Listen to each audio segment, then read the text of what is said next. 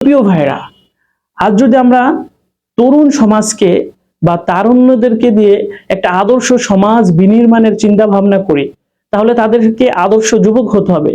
তাদেরকে কোরআন এবং সুন্নাহের উপর থেকে আদর্শ সমাজ বিনির্মাণের একটা চিন্তা ভাবনা করতে হবে। আপনি কোরআন হাদিসের বাহিরে গিয়ে কোন আদর্শ সমাজ গড়ার চিন্তা ভাবনা করতে পারেন না। আর যদিও করেন, তাহলে পরিপূর্ণ সফল আপনি হতে পারবেন না। রাসূল সাল্লাল্লাহু আলাইহি সাল্লামের দেখানো পথ অনুসরণ করেই আপনাকে আদর্শ সমাজ বিনির্মাণের চিন্তা ভাবনা করতে হবে। আপনি যদি রাসূলের আদর্শকে বাদ দিয়ে, কোরআনের গাইডলাইনকে বাদ দিয়ে আপনি আদর্শ সমাজ বিনির্মাণের কাজ করতে চান, বা একটা সুন্দর সুষ্ঠু সমাজ আপনি গঠন করতে চান, তাহলে আপনার দ্বারা কখনোই এটা পরিপূর্ণ শতভাগ আপনি সফল হতে পারবেন না, এটা গ্যারান্টি দিয়ে বলতে পারি।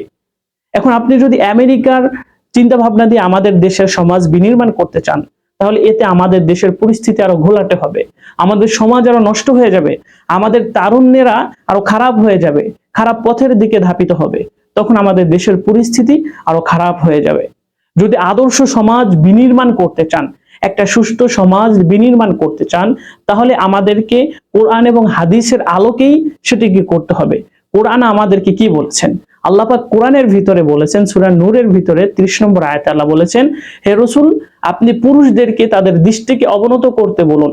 আর যদি আমরা পুরুষেরা আমাদের দৃষ্টিকে অবনত করতে পারি, আমাদের চক্ষুকে হেফাজত করতে পারি, আমরা মহিলাদের পাশাপাশি, মা বোনদের পাশাপাশি আমরা পুরুষেরাও পর্দা করতে পারি, তাহলে দেখবেন আমাদের সমাজের আপনার 60% থেকে 80% ফিতনা সমস্যা দূর হয়ে যাবে।